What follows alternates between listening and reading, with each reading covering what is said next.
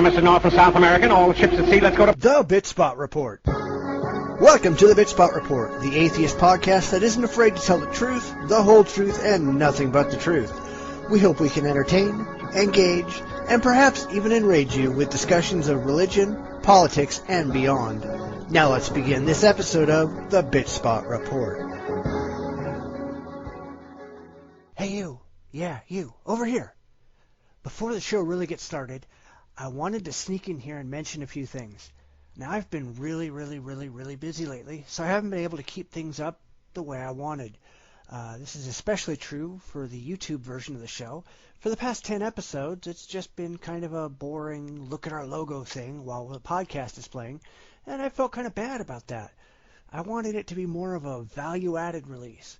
YouTube also updated the way the channel looks, but the graphics you need are really specific to accommodate all the various devices you could possibly look at YouTube with, and I just never had time to come up with something better until last weekend when I put something together. Now, I want you to go take a look and tell me what you think of it. I'm not promising anything, and I may or may not get time to update the YouTube version of the show this week, but when I do, it'll probably be an incremental thing. So if you have any ideas or improvements I could make, please make sure you let me know. Now I better get out of here before anybody notices I'm around. Shh. It's that time again. It's time for the Bitchspot Report. I'm your host, Cephus, and this week, surprise, surprise, we're joined by our old friend, Hausdorff. Say hello, Hausdorff. Hey, everybody. Hey, you were supposed to say hello, Hausdorff. Come on. Come on, I give you the easy ones. All right, this week we're going to mix things up a bit. Personally, I think we've been a little bit predictable lately, so we're tossing away most of our regular segments to introduce a brand new segment that Hausdorff suggested to me a couple weeks ago. When we get to that point, I'll let him introduce it, and hopefully it'll become a popular segment on the show. So anyway, how goes your blog? You've got anything new or interesting going on in Genesis land? Let's see here. Abraham died, and Isaac got a wife that his father basically sent his best slave to go purchase for him from a neighboring place, so that was interesting. Just kind of more of the same insanity. Yeah, I honestly don't understand. See, I read your blog every single day now, and even though I've read the Bible cover to cover a couple of times, it's always amazing to me how bizarre it is and how stupid it is when you look at it again after all these years. Well, it's crazy. Actually, so I listened to this other podcast, Thomas in the Bible, and he also is basically just reading through the Bible and commenting on it. And even though I listened to these, 6 months ago, it's so ridiculous that I forgot some of the details. And when I read it, I'm like, what is going on? Yeah, I mean, and people take this book seriously. It's unimaginable. Yeah, I think it's really clear that the people who take this book seriously, who claim that it's inerrant, these are the people who obviously have never read the damn thing, because if you read it, it's just, what the hell are these people talking about? See, I would think that too, but then I talk to people who seem knowledgeable about it, and yet they can still think it's true. It's quite mind-boggling. Yeah, I don't know. The absurdity of the religious mind, I guess. Yeah. So anyway, over the past couple of weeks, I've been doing a couple of podcasts solo. Not my preference, but hey, it happens. I've done a couple of changes, and I know you've listened to some of those podcasts. What do you think of some of the things that I've done? I like them. I mean, I like the ones you do on your own. The thing is, they sound like they're a lot more work. I mean, when you have another person, you can play off each other. It's a little bit, I imagine, easier. But I think they turn out really well. Yeah, well, unfortunately, when I do it myself, I have to script everything. Because if you just sit there and you go, well, what am I going to talk about? Okay, I've got to talk about this for 20 minutes or an hour or whatever. You just sit there and kind of go, blah. So I have to write out a script of everything and just read what I want to put on the show. And that takes, seriously, the last one I did took me 3 complete days to record. Yeah, whereas, I mean, that seems reasonable, and that seems like it's just too much work and not as much fun. You know, it's like when you're doing a blog, if you're out there trying to inform people, yeah, it's great. And I can say exactly what I want to say when I'm doing it because I'm the only one there. But yeah, it does take a lot of work, and it's kind of boring and lonely, to be real honest, because I'd rather talk with somebody when I'm doing this. Right. Yeah. Well, next week, hopefully, keep your fingers crossed, we're going to have something special happening. But good. I'm not going to go into that because it's not confirmed yet. But, let's hope. And you don't want to step on it either. No, I don't. But there's something in the works for next week.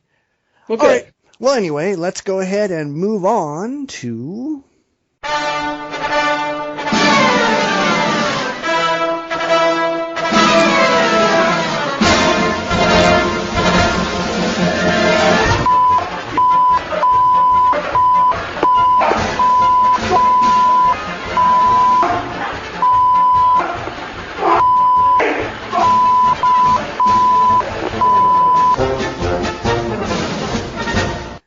And yes, for those people who don't know, because I've been asked, all that bleeping, that was actually Mel Gibson in his anti-Jew rant. So, just so we're clear. I understand you have something that you're really pissed off about this week.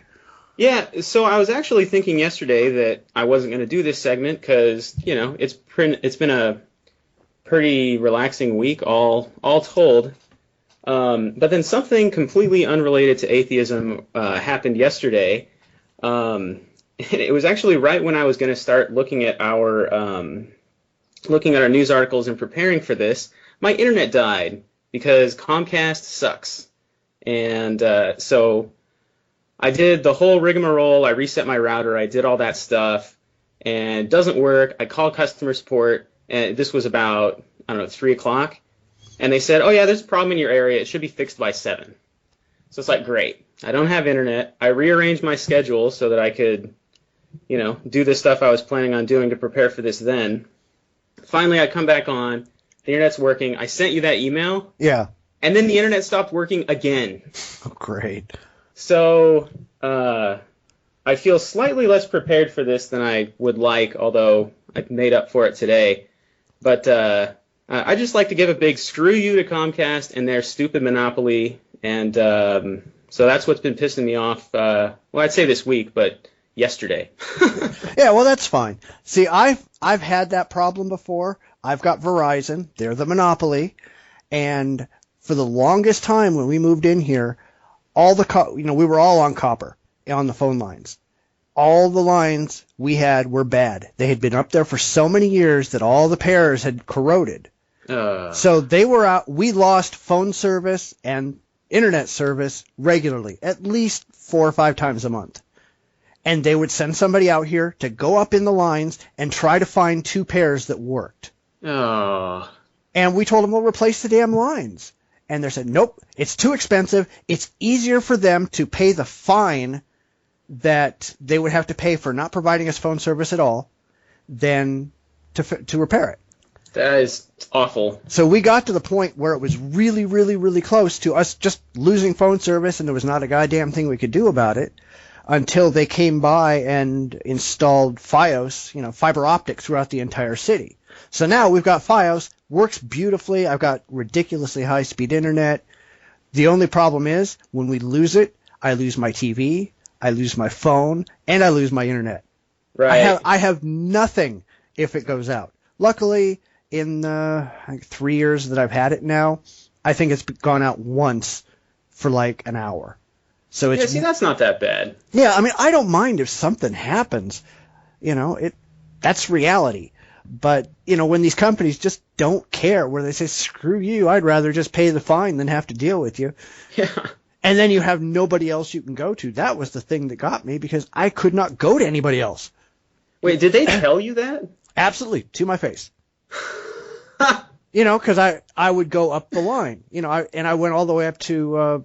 I forget what it's called, but I used to talk to them regularly. It's like the Presidential Advisory Council that that's the highest rank that you can go up to, and they said flat out, we're being told by our people that you can't, that there's nothing in that cable that can be salvaged, and it's too expensive to put in a new cable, and we're going to be replacing it eventually anyway. Therefore, we're not going to replace the cable. It costs us a ton of money. You're just shit out of luck. Oh, that's terrible. Yeah. Well, I mean, at least they fixed it now, and I have no reason to complain. They're actually pretty nice about it. So. Well, that's good. Yeah. Anyway, I didn't have anything to complain about because last week I kind of got all my complaints out. But while I was coming home, I heard something on the radio, and I've seen this too. This is concerning yesterday's Boston Marathon bombing. Oh. I really get sick and goddamn tired of at all of these bombings, anytime anything bad happens, everybody looks around and blames the brown guy. Almost immediately, as soon as that happened, people started blaming the only brown guy they could find at the marathon. Really? Yeah, there's a Saudi student. He's a student at Boston University.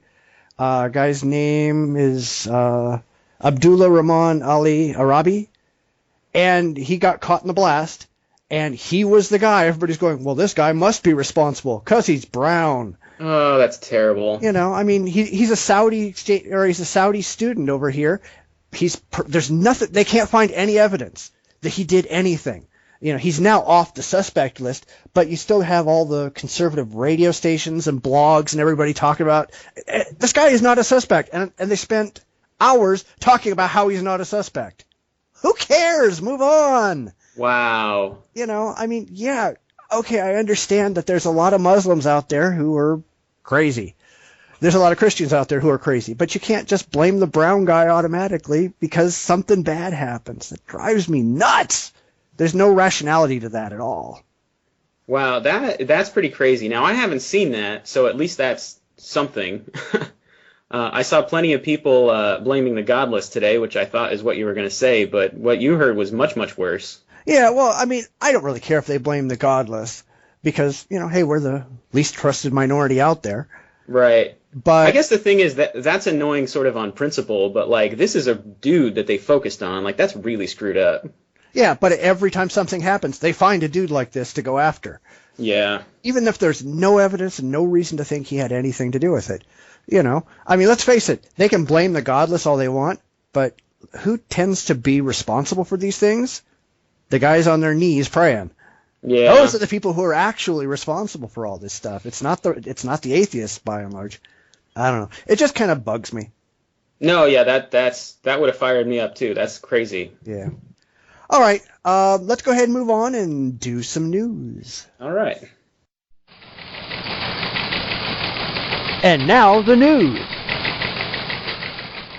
In a story from CNN, the Vatican seeks to rebrand its relationship with science. Too bad he doesn't want to rebrand his relationship with reality.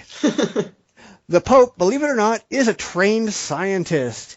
He earned a degree as a chemical technician before he turned his attention to theology. Building on the shoulders of science, theology, and the ontological quest, or PTOQ project, which was started back in 2003 under Pope John Paul II, it looks like Francis is looking more towards science than his predecessor. The Vatican's main scientific advisor has advocated that Catholicism needs to rethink the quote-unquote mischaracterization of the relationship between science and religion. Seriously, is it really a mischaracterization? Yeah, I think they need to change their relationship with science, but I think it's been characterized correctly up to this point.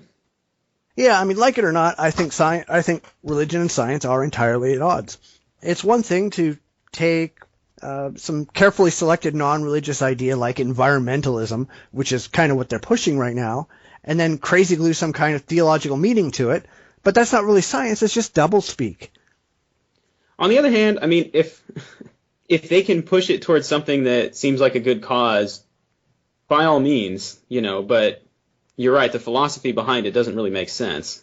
Yeah, I'm cool with it if they come up with some kind of a good ending, but to pretend that science and religion are the same thing, seriously, they're making claims that miracles exist and that there's all this other religious, craziness, and they're worried about being mischaracterized as being anti-science? Yeah. They're not really interested in reality, or they wouldn't believe half the crap that they believe in. And reality is, by definition, scientific. Yep. It's, but I guess it's a good sign that they feel the need to have to come out with this.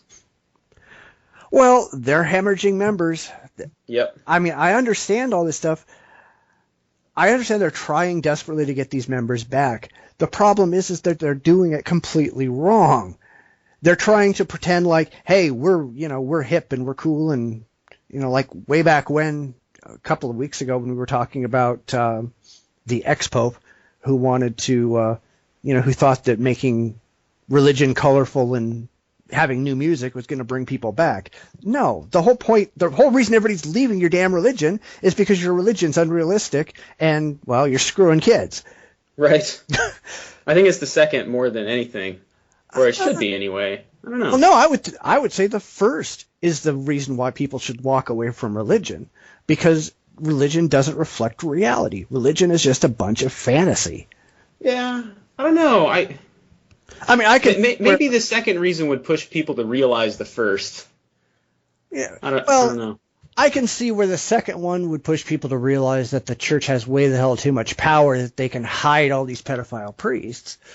But as far as walking away from the religion entirely, they have to realize that the church really has nothing worthwhile to say, that it's just a bunch of fairy tales and nonsense. Sure. Yeah, I don't know. Well, let's go ahead and move on to the next story, which I think is yours. All right. Let's see. I think I'll do this one first because it amused me quite a bit. Tony Perkins worries gun background checks could mean watch list for evangelicals. And he worries that background checks could... He worries that background checks could produce a watch list that would prevent them from purchasing firearms.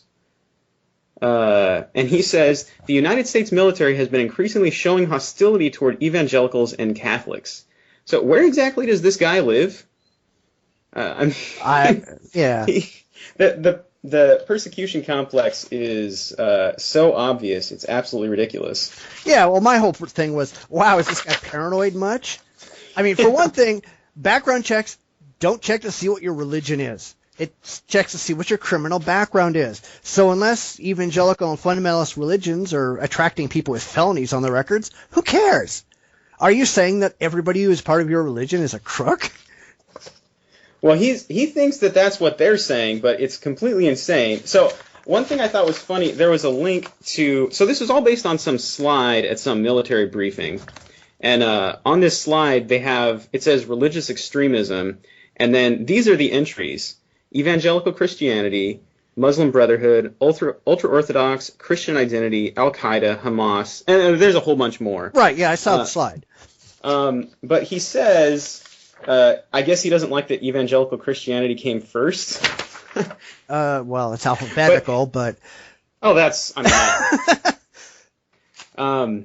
But he says...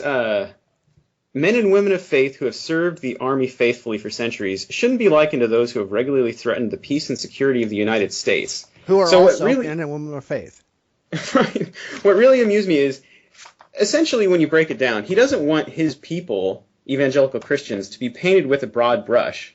But then look at what he says about Muslims. They're all threatening our peace and security. It's just the lack of, introspection is... Well, I mean, it's common, but it's comical. Yeah, well, I mean, my whole point on this is he says, all right, that the military is being hostile toward fundamentalists and Catholics. And I agree. But you have to remember that as the more and more irrational you get, and that's exactly what fundamentalism is, the less able you are to deal with factual reality. And if I had an organization like the U.S. military who is going to put a gun in your hand or put your finger on the button of a weapon that can cause mass destruction, I would not want people who talk to imaginary friends to be in control. Right. You don't deserve to have a gun in your hands if you don't have a grasp on reality. I don't know. These people are just completely out of their gourds. Yeah. But I found this article extremely amusing.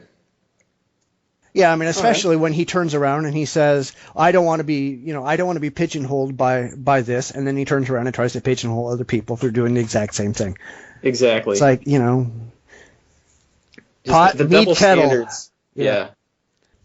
Well, that's what religion is. It's all about double standards. It's Absolutely. one group of people who believe in an imaginary friend pointing the fingers at another group of people who believe in an imaginary friend and saying, hey, you shouldn't do that. Okay. if you really say so. All right, let's move on. This story comes from the Christian Post, which I think just about everything in this show does, actually. You sent me 2 that came from the Christian Post. I've got and you one. have one. Yeah. I don't know. Maybe they're just popular this week. Private religious schools perform better than public schools, and public charter schools perform no better than regular public schools, according to a new study by William James, professor of education at California State University at Long Beach. He found that religious, mostly Christian schools were a full year ahead of students who attend public and charter schools. Now, I bring this up not necessarily because of this study. After all, I mean, these things come out all the time. Sure. But because of the methodology of this and other studies that entirely ignore the reason why these differences exist. Reasons that have nothing to do with religion. Right. Yeah. Public schools have to take everybody who comes to them. They cannot pick and choose which student they're going to allow into their school. Private religious schools can. And I know because I went to private religious schools all the way up to college. I watched this crap firsthand. All right? The only reason that they score better is because they get to pick and choose who goes. The people who fail their classes, they get to expel. They get to say, don't come back next year or don't come back next semester or whatever, and then they don't have to count them in their ratings. Sure. I mean, I used to watch people, the failing students were gotten rid of, students who fought, they got suspended or expelled. Anybody caught with drugs or alcohol, even off campus, got expelled. I knew people who went to parties who had nothing to do with the damn school who got caught by the school saying, hey, you were drinking at this party, you're expelled. I know one female student who got pregnant at school who got expelled. They just get to throw anybody out willy-nilly because they don't like what they're doing. They're not, they're just padding their scores. They're not any better. See, now that's interesting because I hadn't even thought of that, and I had serious issues with this. Just because it's a private school, it's a school you have to pay for, which means clearly the parents are more involved, which that alone is going to bump up the scores. Right, that was my next point. I mean, if they had done religious private schools compared to non-religious private schools, that might be interesting, although I'm sure it wouldn't give them the results they're looking for. Well, of course not. I mean, these results are all cooked. Right. It's like the same people who say that homeschooling gives you better results than public schools. First, you've got the same thing, is you have parents who are intimately involved. The other problem there is that all the tests that public school students have to take, homeschool students don't have to. The only ones who actually go in and take those tests are the ones that are headed off to college. The rest of them don't have to do it at all. Oh, so the score is just based on what the parent thinks or something? Well, no, the scores are based only on those students who are going to college and voluntarily go to the public schools and take the tests. Oh. So the stupid kids who aren't going to go anywhere, they don't have to take the tests. But the stupid kids in public school do. That's brilliant. And then they say, wow, look how good all the homeschools are. Well, no, you're not actually testing all the homeschools. You're only testing the ones who are self-selecting. Yeah, I mean, these studies are just ridiculous. But they come up all the time. Hey, if the public schools could throw out any student they wanted to, throw out all the problem students, all the drug users, all the people who don't want to be there, all the people who are in gangs and all that other stuff, yeah, the public schools will be performing much better because they can self-select the same way that the private schools can.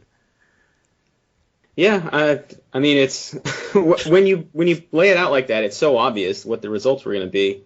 Yeah, I mean, if you compare, you need to compare like with like as much as possible. Yeah, but these people aren't just comparing apples to oranges; they're comparing apples to school buses or whatever.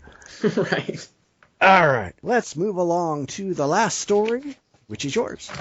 All right, so the last story here is from a Christian counselor who says, depression demands living by faith, not by sight. So he's talking about dealing with depression, and what I found really interesting about this is the whole first, let's say, half of this article, it's talking about having a good relationship with God, speaking to God, making, put your mood in God's hand or whatever, pray to make yourself feel better, and all kinds of stuff like that.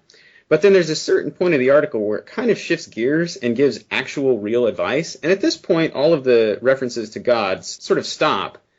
it almost seems like a Trojan horse to me because, people get all of this God stuff in their mind, and then if they get actual advice and it works, they'll just attribute it to God.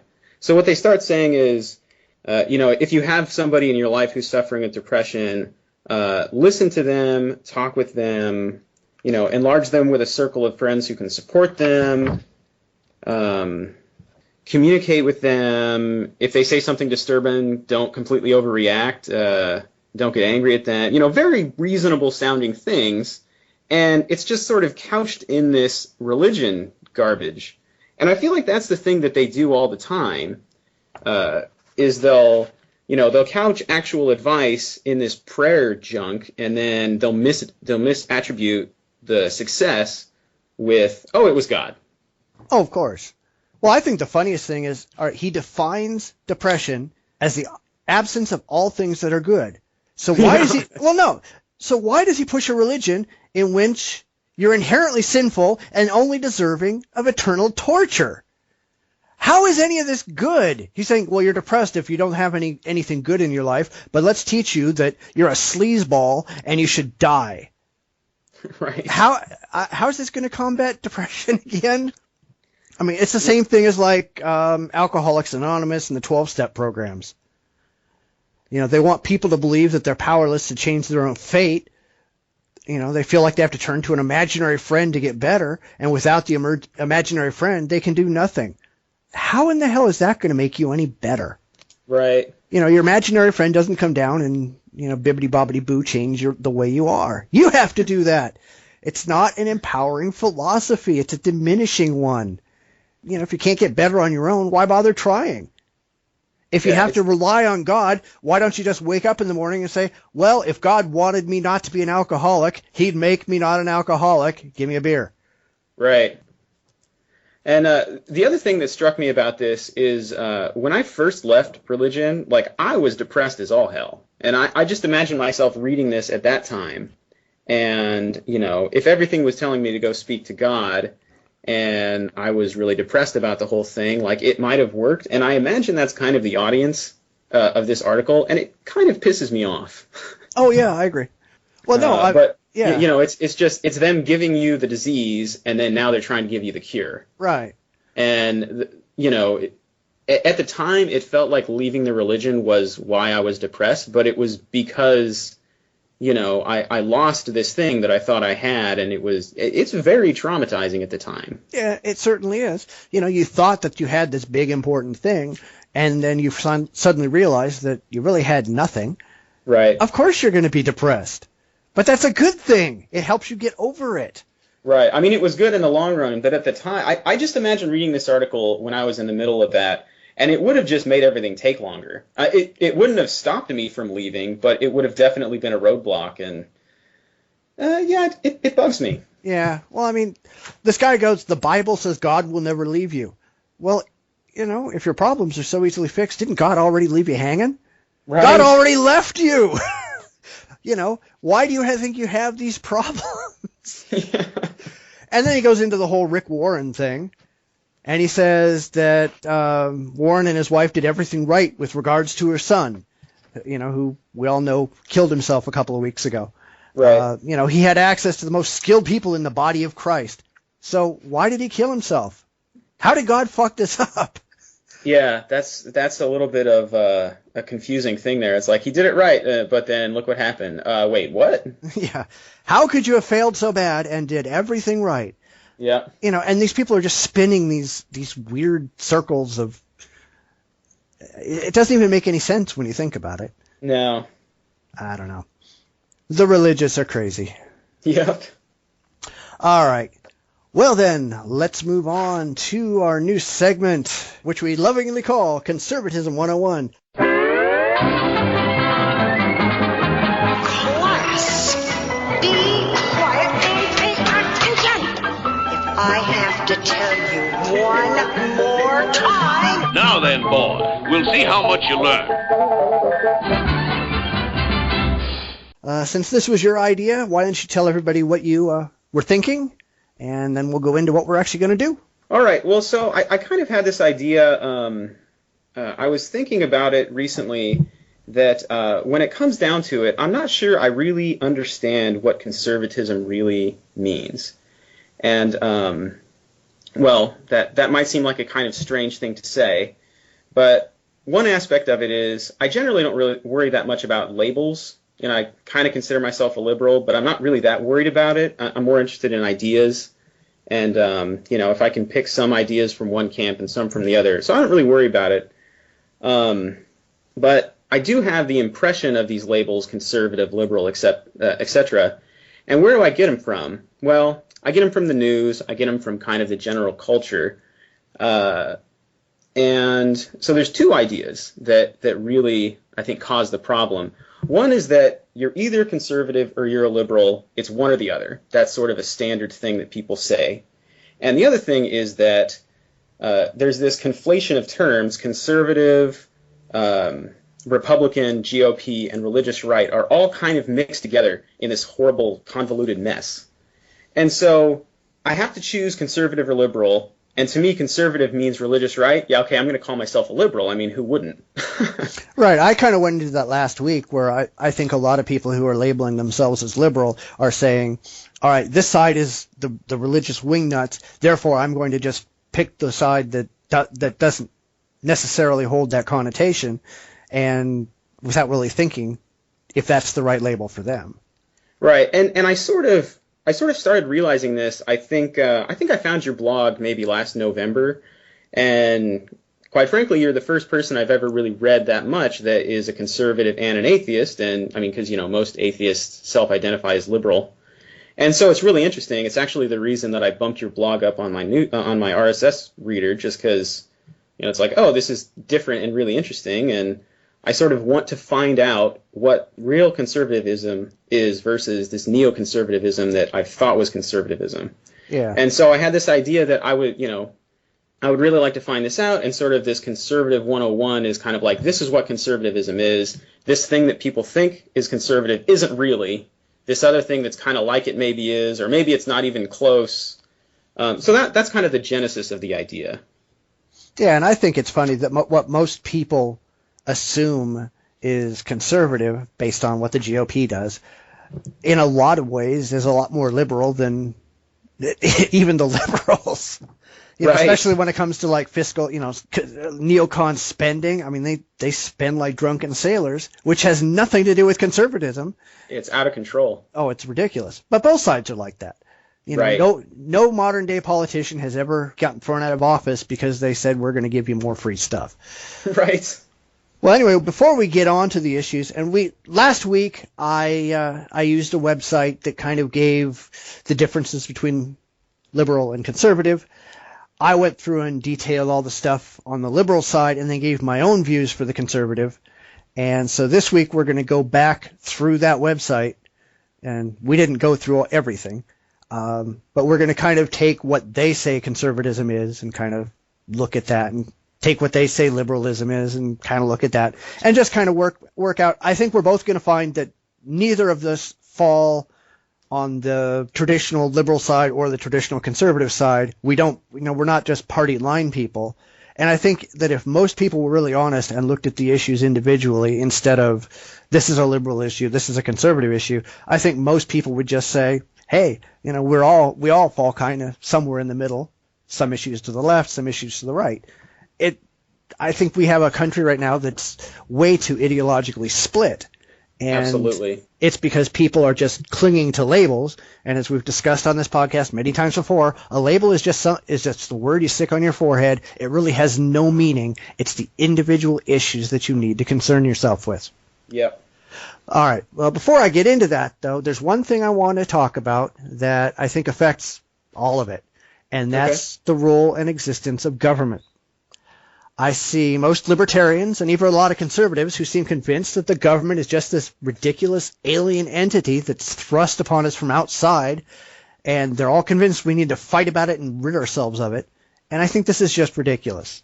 I even see a lot of liberals doing this too. So, although on that side it tends to be the government is some godsend that was set down to provide, solve all our problems and make the world a better place. And I think that's kind of stupid.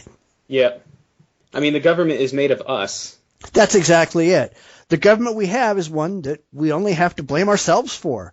We did it to ourselves. If we don't like what the government does, there's one real easy way to fix it. It's called voting. It requires that you share the majority view because whether you like it or not, the majority rules.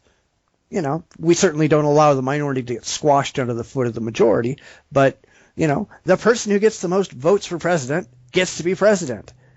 You don't get to opt out and say, well, I didn't vote for him, therefore all of his policies I don't have to deal with. That's just not how it works.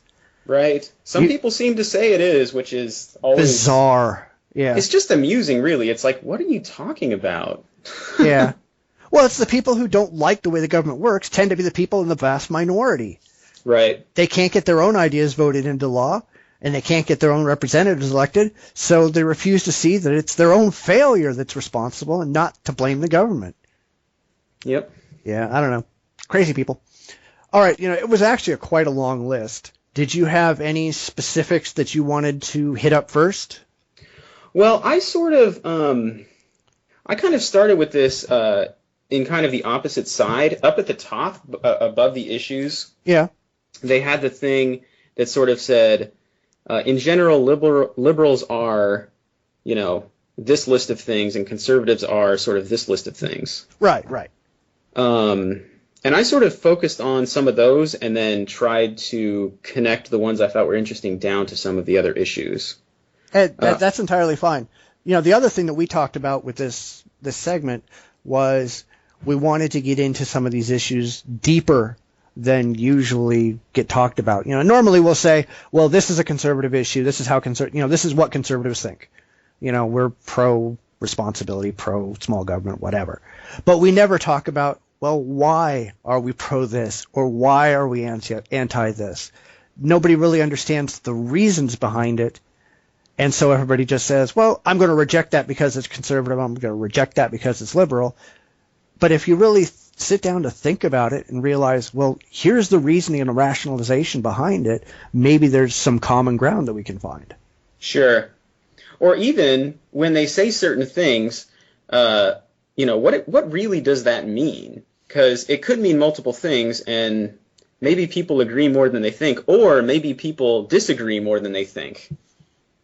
If two people say, I believe in limited government, they could mean vastly different things by that. Oh, of course. Of course. But you can't really start to have a discussion on the subject matter if neither side understands what the subject matter means or why the other side thinks a different way. Right. And I think both sides need to have a rational response for these instead of just some kind of a mealy emotional feeling, I just feel like being this way. And I think a lot of the people out there, they don't bother thinking about their beliefs beyond, well, this makes me feel good, therefore I'm going to believe it has to be true. Yeah, it's a shame. It really is. But that kind of thing is why the country is the way it is.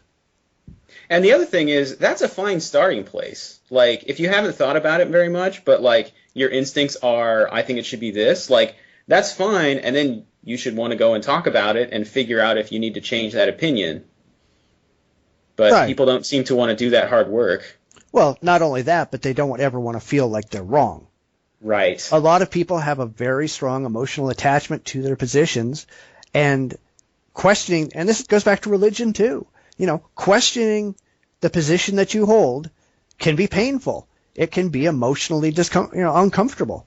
Yeah. So you don't ever want to question what you already believe because it might make you uncomfortable. I think far too many people are in that position. I don't give a damn if it's uncomfortable. I'm after truth. I'm after the best demonstrated position I can believe in. I want to believe as many true things as possible and reject as many false things as possible and know how to tell the difference between the two. Yep. And the other thing is that being wrong totally sucks, but it gets easier. Like, you get used to it and you realize it's not that big of a deal. Like, I was wrong, now I fixed it, I'm the better. And then you start actually, looking forward to investigating whether or not you're incorrect, because then it's just an opportunity to fix it. Well, and the easy way, the more wrong you are, the more often that you're wrong, and the more often you fix that, the less wrong you're going to be in the future. Exactly. So, going through these emotional hardships of realizing, crap, I blew it, or I have no reason to believe that. Well, as you fix these and as you continue to revisit these, it's not something you can just say, all right, here's a position. I now hold the right position. That position will be right forever. That's not the way it works. Right. You have to continually go back and say, all right, I thought about this. Now I'm going to go back and I'm going to think about it again in light of new information and see if it still holds up. It's a constant process. Absolutely. All right, so where did you want to start? All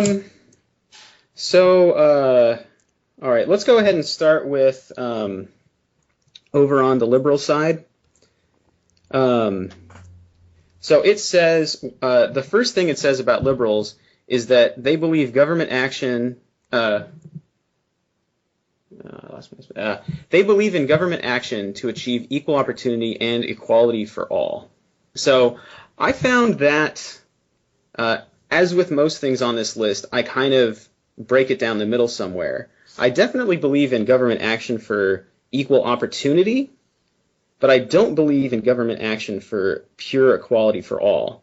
Right. And I think a perfect example of this is affirmative action, because affirmative action is going for equality for all, right? It's saying if you have 50% population and of blacks and whites and there's 10 jobs, 5 need to go to black people and 5 need to go to white people. That's crap. It is. But I definitely think that the government should come in and say, you can't hire all white people because they're white. You know what I mean? Oh, right. Absolutely. So, like, I don't know. Is that the liberal position? Or is that, I don't know. Well, like, where does that... You can't really generalize because liberal means different things to different people. Right. But the way that I usually put it is liberals say that they want, equality of opportunity, but what they're really talking about is equality of outcome.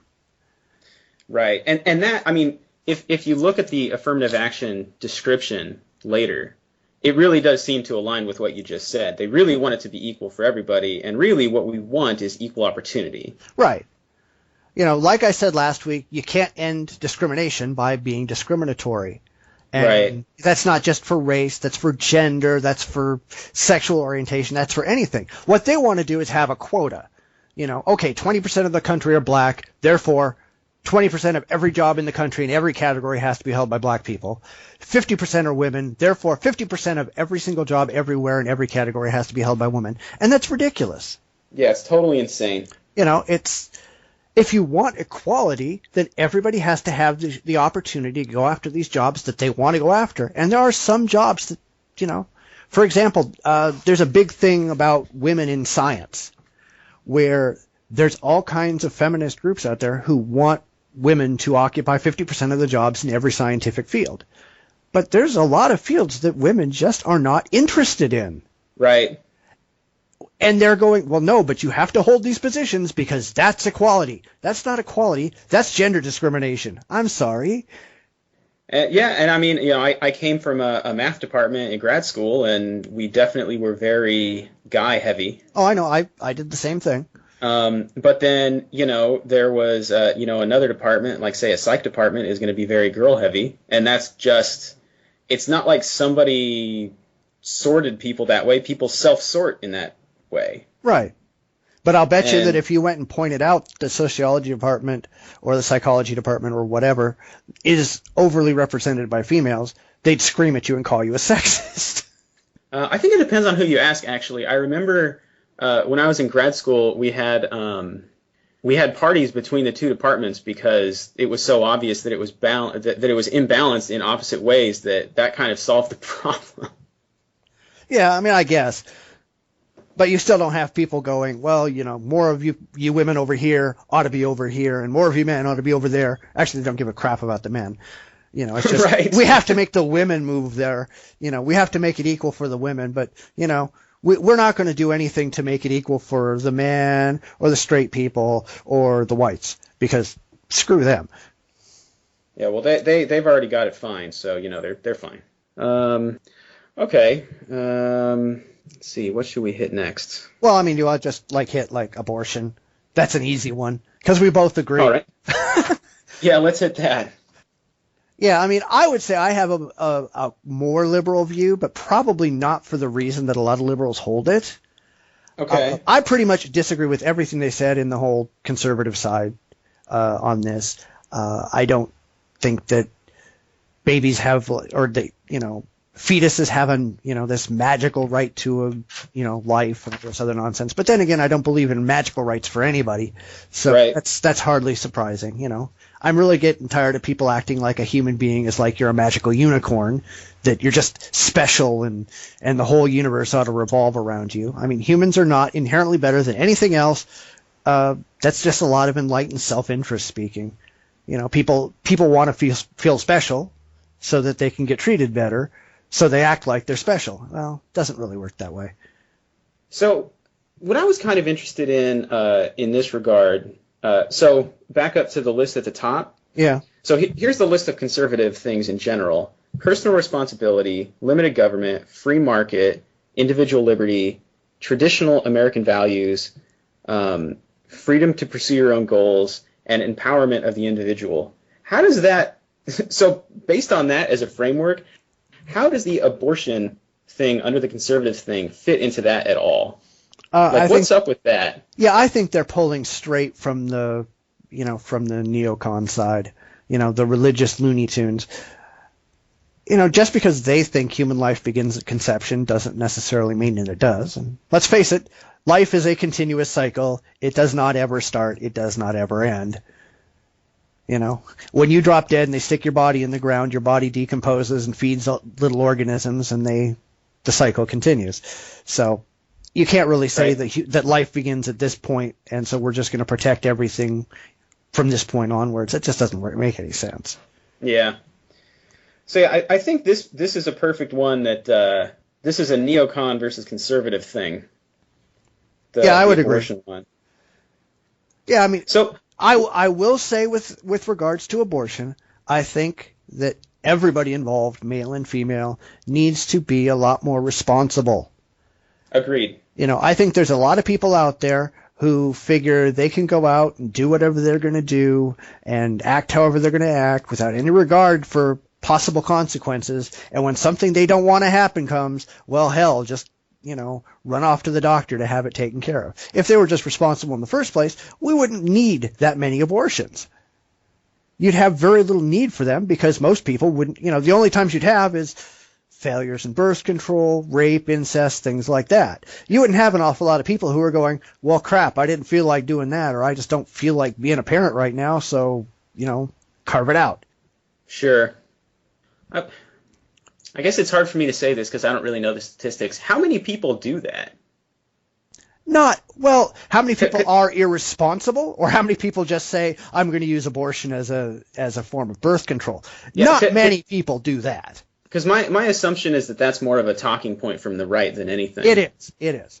But there's an awful lot of people out there who just, seriously, look at the poor black community. And I don't want to pick on them or anything, but a massive amount of people who were raised in the poor black community are raised by single mothers, who have sex with multiple fathers, who have children from multiple fathers.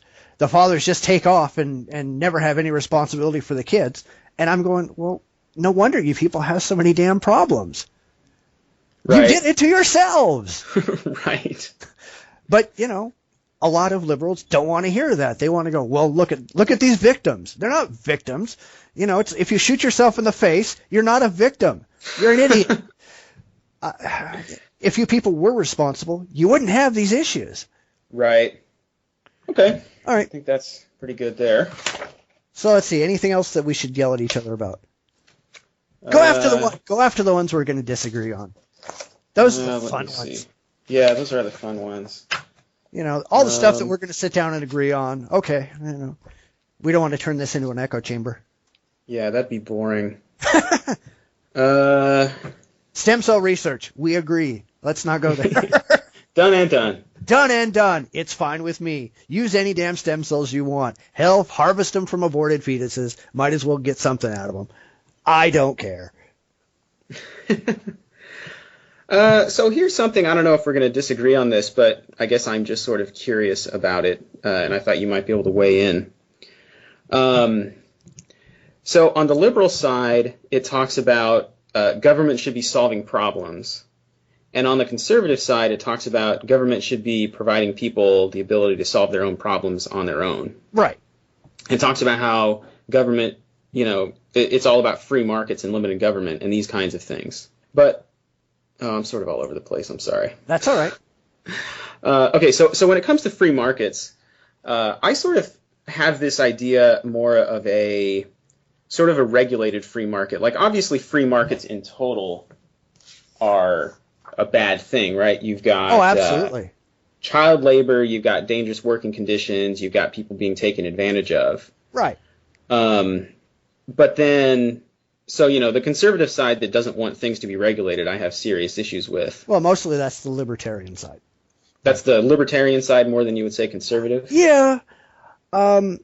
You have to have some form of regulation. We already know that if you just leave, and it's not just business, but if you just leave people to their own devices completely, they are going to work to their own advantage. If they have to screw other people over, they will. That's how we got the regulations in the first place. You look back at the monopolies of the 1920s and 30s, where, you had one group who owned all the oil production, all the transport, all the gas stations, and then they could charge anything they wanted because there was no way that anybody else could get into the market. Why do you think we have regulation today? Right. And so, I always figured that what you should do is you should utilize a free market and set up the rules so that people's greed helps everybody. Of course, that's sometimes hard to do. Well, as far as I'm concerned, as long as everybody has an equal opportunity and as long as everybody has to work for the common good, and that's why you have things like the FDA or, controls on foods, things like that, where people can't be sending out poison because it's cheap and making lots of money, where there are regulations that help society as a whole, I'm cool with that. But I don't think we should, going back to the whole, affirmative action thing, I don't think we should be going, well, this company's made, owned by a gay person or a woman or a black person, and therefore they should get preferential treatment because the owner happens to be this color, race, or creed. Right. Now, that kind of thing sounds totally crazy. Yeah, but it happens all the time. Yeah. I don't like that. Yeah, hey, if the woman is better than every man running a company, more power to her. But she's got to earn it. She can't just be handed this stuff because, what she's got between her legs. Right. What about, I don't know. Do you have any thoughts on what we'll disagree with as I'm digging through things? I don't know. You want to take your shot at like gun control or something? Oh, there you go. Because I don't know how, way back when Out West was on the show, or I kind of knew how he felt, and we pretty much agreed, although not completely. But I don't know. Let's see how close we are on this one. Well, see, there's what I would prefer and what I think should happen, and those are two very different things. Mm-hmm. When it comes down to it, I don't like guns. If we could get rid of guns like altogether, I would be very happy because, well, I don't like them. But obviously that's not the world we live in. But I am definitely a big fan of, lots of background checks, lots of keeping track of who has what guns, get rid of these, what are they, the loopholes where you can buy a gun and then sell it at not a convention, but at a gun show, yeah. Yeah, at a gun show, and these things are insane, and for some reason, there's all these laws keeping people from properly keeping track of them, and that seems completely insane to me. I don't understand how that's the way it is. Well, I have no problem with guns per se. I've owned them in the past. I don't own any now, but I've had them. I've shot them. My sister and brother-in-law are competitive shooters. All that kind of stuff. Pretty much everybody I know owns guns and shoots guns, but they're all responsible owners. They buy them legally. They have them. They only buy from legal or registered owners. They go through the background checks and all the rest of that stuff. The problem with everything that you say is that it's completely impractical and not possible. Right. And my ideal is completely impractical and not possible.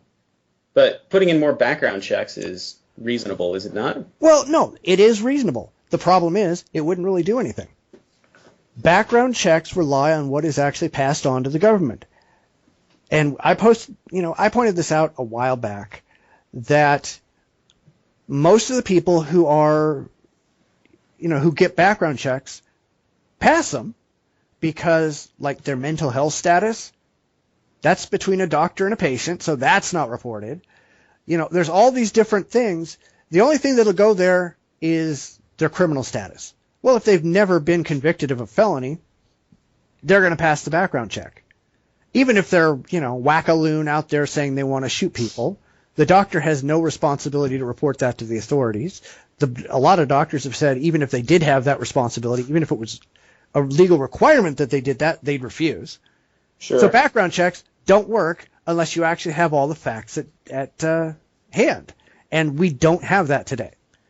So, while I agree in theory that we should have background checks, in practice, I don't think it's a workable solution just because we don't have the information necessary. Well, what about this example? So there's the story of, a guy who, let's say, goes and buys a gun legally, sells it illegally, and then reports it stolen. And then he does this like 50 times. That seems like the kind of thing that we could put a stop to fairly easily with background checks. How many guns have you lost? Yeah, you can't buy guns anymore, dude. Yeah, I would say that would be fine, but that's an extreme example. Where do you put the limit? Do you say after you report 5 guns lost, 3 guns lost? Where do you say this? We do know people lose guns. People have them stolen. Your house is broken into.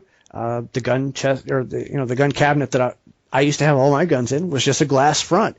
Anybody could break that, take away 15, 20 guns. Okay. How is that my fault? They were properly locked up. So, where's the limit?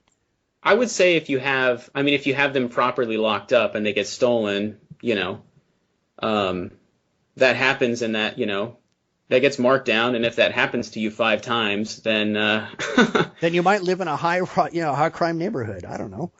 Yeah, I don't know. There are people who get broken into a lot. My solution is move, but, it does happen. I don't think that there's really a way to say, okay, here's the number. We're going to set this number as the number of times before which you can continue to buy guns legally, after which you can't. What decision do you make there? I don't know. It's definitely a hard question. Perhaps it's a matter of practicality, not necessarily just ideology. Perhaps we don't set an actual number, but when this happens, before you can buy another gun, you have to talk to a judge and argue that you were prudent or something. Yeah. Well, there's an awful lot of irresponsible gun owners out there, I will agree, who just have guns stuck in drawers and things like that. So, right. Those people I don't think have any business owning a gun. It is a right, but it is also a responsibility. If you can't take your responsibility seriously, you shouldn't have the right. And even if we put in, these rules that are somewhat porous that some people could get around, if we stop some of it, I think that's a net good. And in the long term, we could sort of make things better by creating more of a culture where people are encouraged to be more responsible, where people who are irresponsible are not allowed to purchase more guns, or maybe if you have a gun lost, there's a time period before you can get more or something. Obviously I don't have all of the details worked out. Yeah, but I feel like there's some logical steps that could be taken. Yeah, the problem is that anybody who can't buy a gun legally is just going to do it on the black market. They're still going to get their guns. There's no way around that. They're just going to go buy one, steal one. Guns are not hard to come by, sorry. I think that's true to a point, but I think there's also some people who are lazy. Some people, somebody who's determined is going to get a gun. That's certainly true. But the harder they are to get, the more possibility that somebody out there will be deterred. Yeah, but the people who are going to be deterred are only going to be the law-abiding citizens. The criminals, which are the only people we're really worried about, and the crazies, who are the ones out shooting up schools, they're going to get the guns anyway, and the violence isn't going to end. The only people you're hurting are the people who actually give a damn about following the law in the first place. I think there might be some people in between who maybe are a bit crazy, maybe would get a gun if it's easy, and maybe not get a gun if it's not so easy.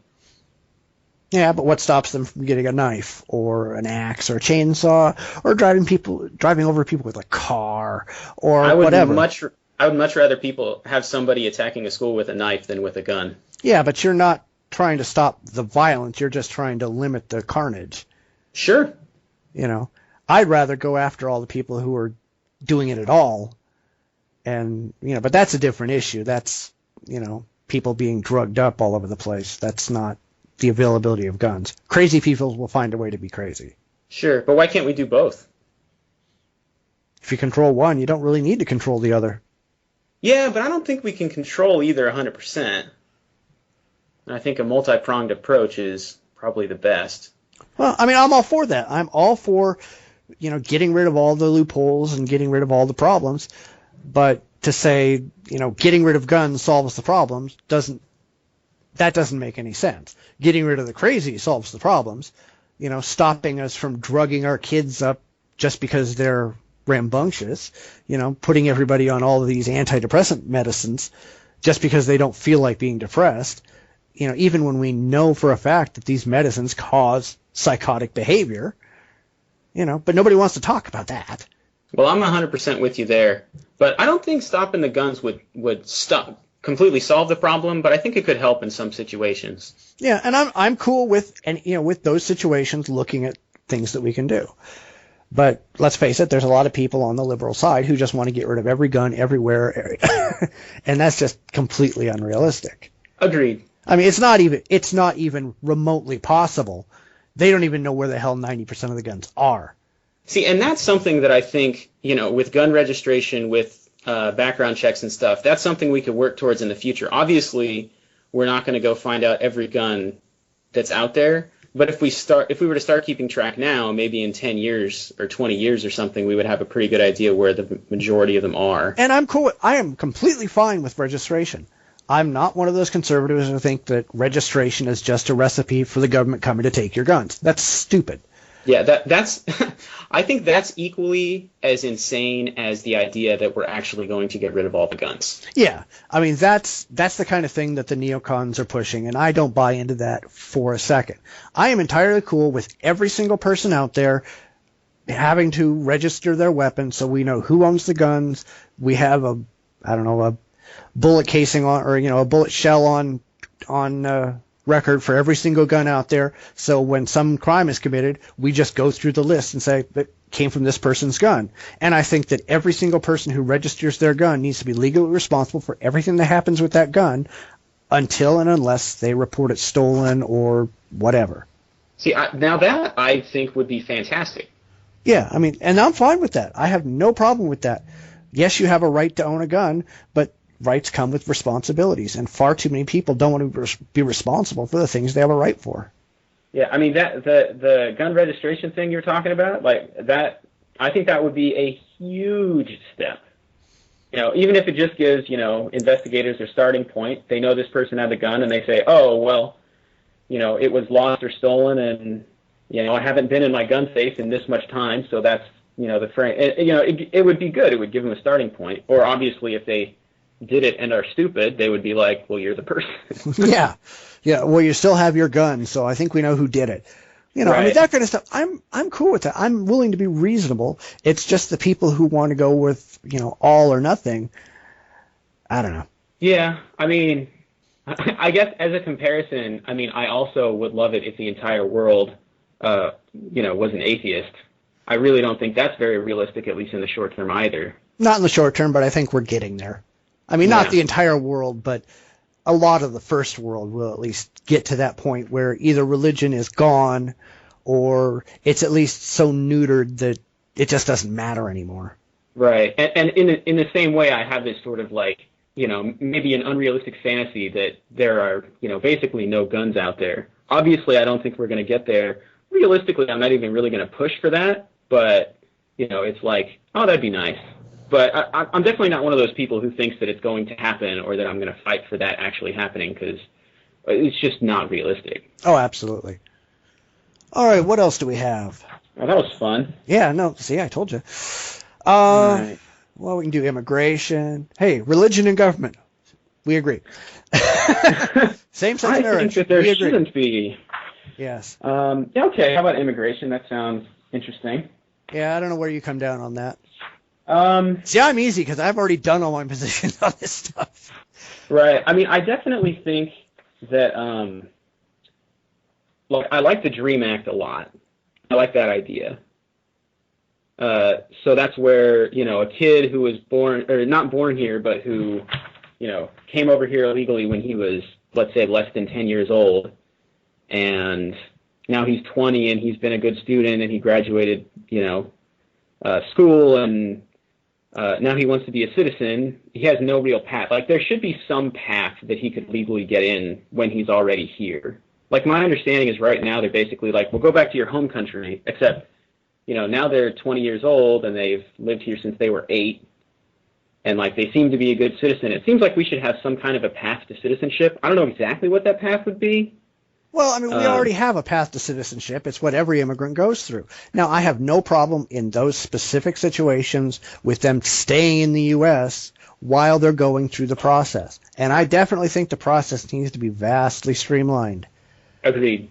But, and the only reason I'm saying that these kids should have that path, or some kind of a path, is because they had no choice to come here. They didn't purposely break any law on their own. Their parents did, or whoever brought them did, but they did not do anything wrong. They are victims as much as anybody. And I'm cool with it in that situation, as long as they don't get to buck the line. They don't want to, you know, they don't get, you know, special treatment. They, you know, they remain illegal until they've actually, you know, got their hand up. You know, the whole Ellis Island, put your hand up and swear allegiance to the U.S. or whatever the hell it is. I don't know how they do it anymore, but. Now, I've definitely heard some people who want to say that, you know, when they turn 18, they're just citizens. And I think that's silly, but I definitely think that they should have some reasonable way to do it legally from where they live now. Yeah, and I'm cool with that, because as far as they're concerned, this is their home country. Exactly. You know, going back to their home country where they have never, you know, they've never lived from the age of reason, that's not their home country anymore. That's just a place that they were plopped. Right. You know, the one thing I definitely never want to see is just mass amnesty for every single person who came here illegally. I'm sorry, you guys broke our laws. You don't care about the U.S. law. Why do I want you to be a citizen at all? I want to boot your ass back across the border. You have to spend at least 5 years there without stepping foot on U.S. soil illegally. Then we'll talk. But, you know, otherwise, guys, you know, I don't want mass murderers to become citizens either. Why do you think I would want you? I don't know if I care for that comparison so much. The mass murderer and the illegal immigrants? Well, they're both criminals. I'm not saying the degree of the crime. I'm just saying that they both are criminals. And, all right, fine. You know, I mean, whatever they happen to be, jaywalkers, I don't know. You know. But yeah, I mean, there's certainly... obviously, I started with the DREAM Act with the children because that one's easy. Like that seems pretty cut and dry to me. I'd say that's okay, you know, with certain stipulations. Sure. The people who have come here, let's say they came here illegally as an adult, and now they've been working here for, I don't know, 15 years or something. Definitely a mass amnesty I don't like. Kicking them out and sending them home. I don't know. Part of me, like, I don't like the way that sounds, but I also don't really have a good argument against it. So, yeah. Well, I mean, like I said last week, you know, the difference between being an illegal immigrant and being, like, you know, a child molester, you know, for lack of a better crime, is the child molester may do something only once, and then it's done. The illegal immigrant breaks the law every single day they're here. So I don't think we can reward them and say, well, yes, you've broken the law every single day you're here, but now we're just going to reward you and give you citizenship, which you didn't care enough about for the first 15 years you were here to even bother putting your damn name in. Most of these people aren't even trying to become citizens. They don't want to become citizens. They're not here to be Americans. They're here to get American money that they can send back to wherever they came from. Yeah. The problem with mass amnesty is you're just giving everybody who broke the law, and it's just too damn inconvenient to bother with them, something that they don't want enough to try for on their own. Yeah, I definitely feel like I'm in a weird position because I certainly agree with you. I do not like the whole mass amnesty. Like, everyone is here, oh, you're just a citizen. Like, that is garbage. I don't know. I mean, maybe if we provide them some way to try to get citizenship legally, but I don't know. I mean, that doesn't sound that great either. It's kind of, I guess when it comes down to it, it's just a shitty problem that I don't really know how to solve.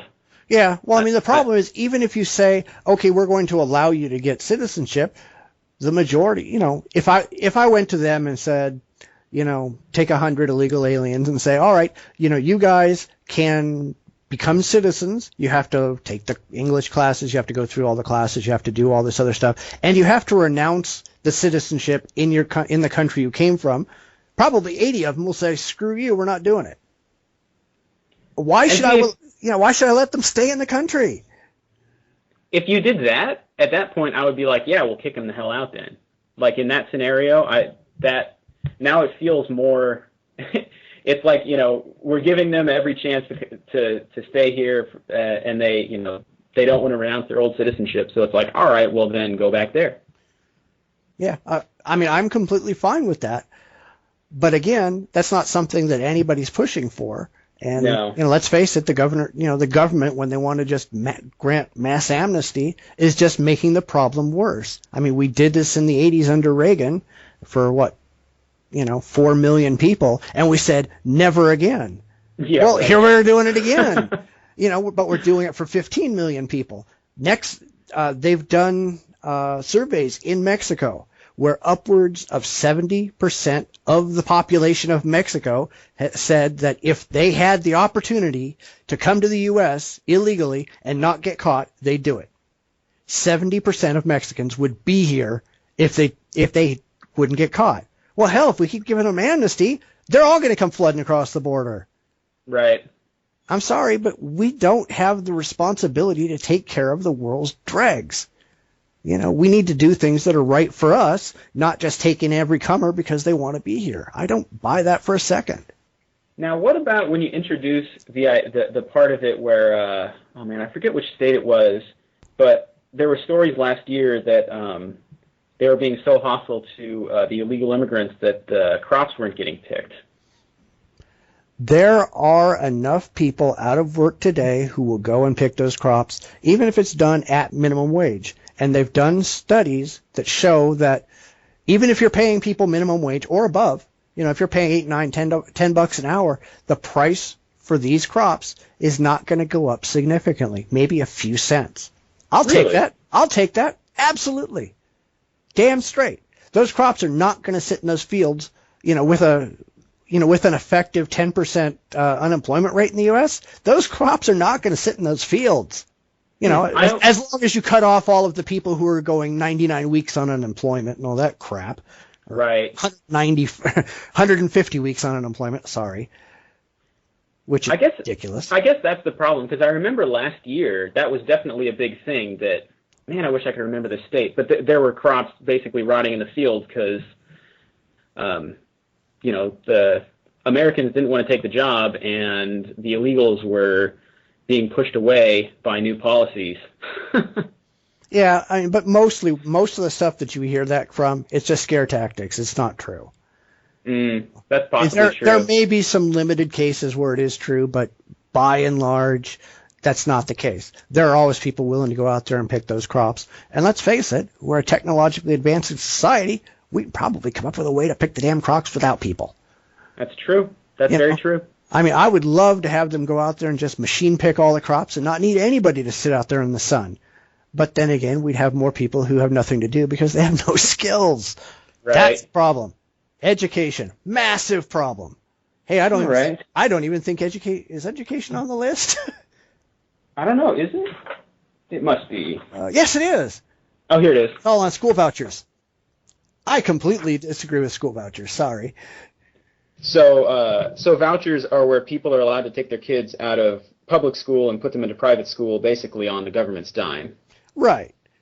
And I'll be honest, I actually don't know that much about school vouchers. Obviously, I barely know what they are.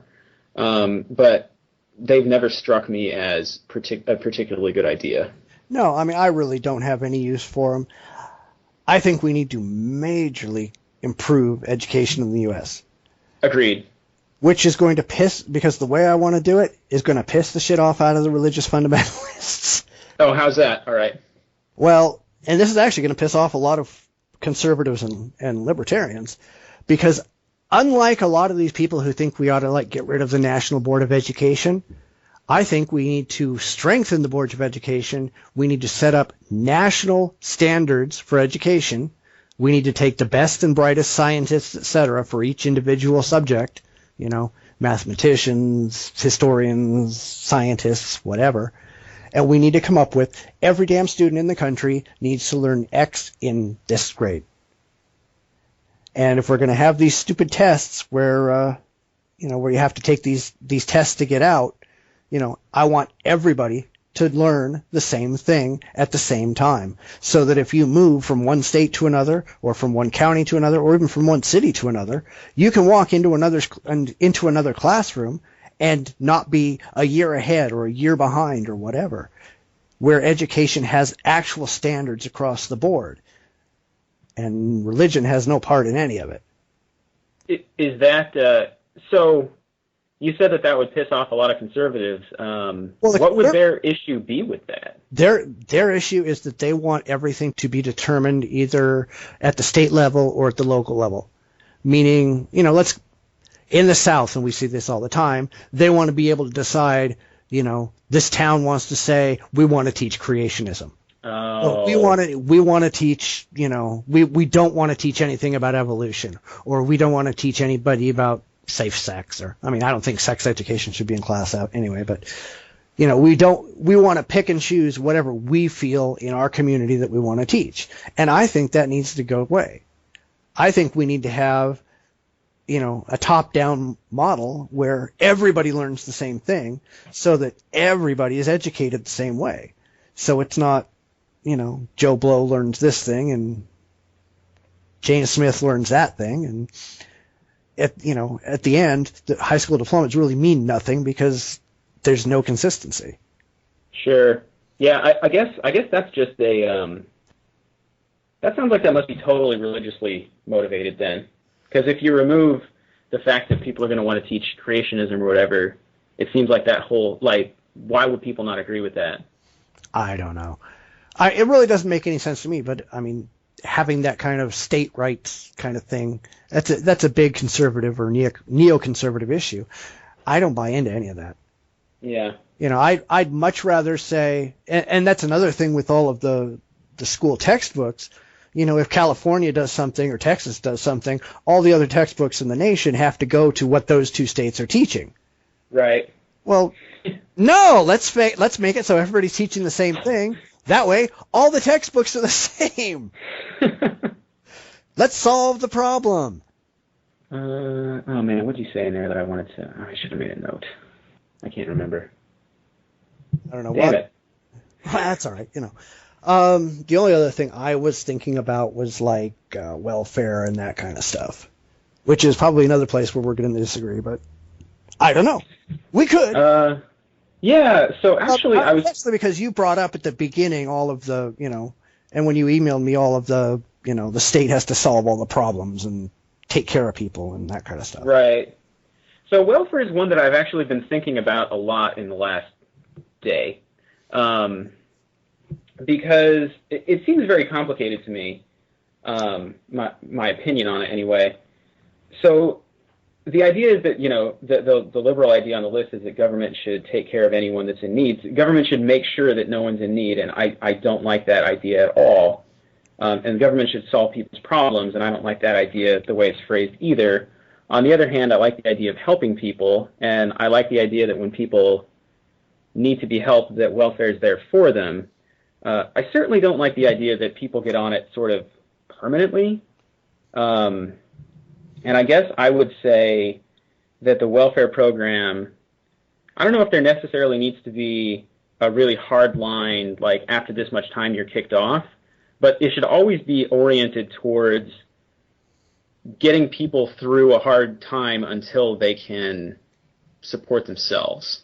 Yeah, and I'm cool with that. I think that we need a social safety net that catches people when they fall and puts them back on their feet. The problem is what we have right now. It catches people when they fall and then tells them they don't have to get on their feet anymore. They're too stupid or poor or whatever, and so we're going to take care of you forever. Right, and like that part of it is clearly bad. I don't know how any other way to look at it other than this is a really terrible thing and a big problem. Yeah. I mean, I oppose long-term welfare. Short-term welfare, I'm cool with. I think, this could be modified to go unemployment, all kinds of things, but I think that you should be on short-term welfare where you only get a certain amount of time, and how much time is debatable. But while you are getting a government check, you are required to go to some kind of job training, community college, whatever. It's part of your welfare. You are required. You cannot breed while you're on welfare. I get so sick and tired of these welfare queens who they think that popping out a unit every 9 months for the extra money is how they're going to live their lives. No, sorry. You need to learn responsibility. You need to learn self-control. You cannot have any more children because you're not getting another damn penny while you do it. So how would you enforce that? Well, the way that I've said it in the past is, from the day that your welfare starts, you have 3 months to declare a new child, because that's about how much time it takes for some women to realize that they're pregnant. Sure. And from that day forward, you ain't getting another penny. Get pregnant as much as you want. Knock yourself out. But you're not getting any more money for your kids. And if you are not taking care of your kids, we do have child welfare for a reason. If you're not taking care of your kids, we're just going to take them away from you. You want that to happen? Cool. Go ahead, knock yourself out. That sounds reasonable. When I was listening to what you were talking about, you must have been talking about this the other day. The initial pitch sounds like it might be leaning towards some kind of a forced birth control or something. Well, I don't think we should ever force birth control. I do that. I think that they should offer something like Norplant or whatever, but I don't think you should ever require it, or shouldn't go kidnap women and stick it in under duress or anything like that. If you feel that you cannot be personally responsible, hey, that's up to you. And I don't think that we should give any kind of a religious exemption for this either. Absolutely not.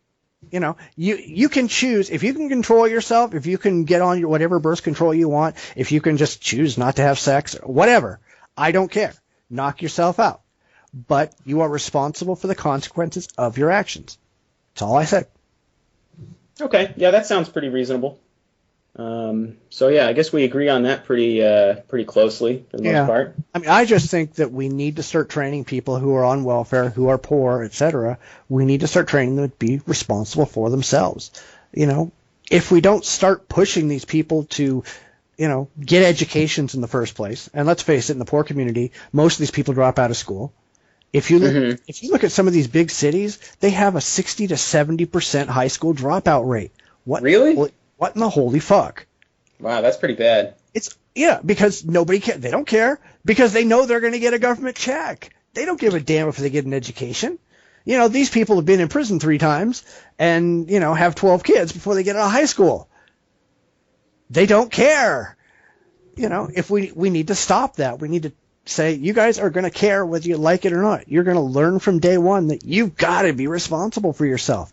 That's the only way to solve the problem. Why do you think we have such a problem? Because we've been training people for a generation or two now that they don't have to be responsible. They get a check from Uncle Sam just because they woke up. Yeah, so I'm trying to think of a different angle on this. So the only other thing I'm thinking of is, so these training programs, I've seen some reports that they're actually pretty worthless. They have I know some of the long-term unemployment things, you hear stories of people who basically the training program didn't help them at all. It didn't get them anywhere. I mean, I guess the very idea that they're out there trying is certainly good, and having alternatives is good. I don't know how much that throws a monkey wrench into things. Well, no, we used to have job training programs out there. They used to be something, when you got out of high school and didn't want to go to college or whatever, there were actual job training programs out there that trained you for blue collar jobs. They trained you how to fix cars, how to, whatever. They even used to do this stuff in schools. In high school, you had shop class, you had, whatever. They were actually teaching you how to work on cars, giving you knowledge that you could actually turn into a career. We don't do that anymore. We're too busy teaching people, how to color coordinate and, weave baskets underwater and how to feel good about themselves. We don't teach how to get a job. We don't teach people how to balance checkbooks. Yeah. Seriously, people used to have economics classes, and they used to have, home ec, where they used to learn how to live in the real world. We don't do that anymore. That's, we have these problems that we used to have solutions for, but we got rid of the solutions because it didn't make people feel good about themselves.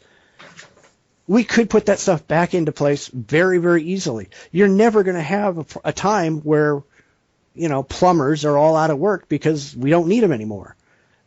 Auto mechanics are always going to be in demand. Doctors are always going to be in demand, although we've screwed up the healthcare. So there lots of people don't want to be doctors anymore. There's all kinds of things that will always be in demand that don't necessarily, doctors, of course, but don't necessarily need a 4-year college degree. But that you can just teach people and then let them go, and they can make something of themselves. And that's why I said community college, because it's a 2-year program. You can learn something in 2 years. You can go out and apply it to your life. And that's 2 years on welfare while you're doing all this stuff is fine. The other thing I would kind of like to see, although everybody would fight it, is I'd like to see all the people who are on welfare required to work at least 6 to 8 hours a day. Get out, go do something. Develop a work ethic. Realize you have to be someplace at a certain time. You have to act a certain way. You have, because a lot of these people, they don't know how to act.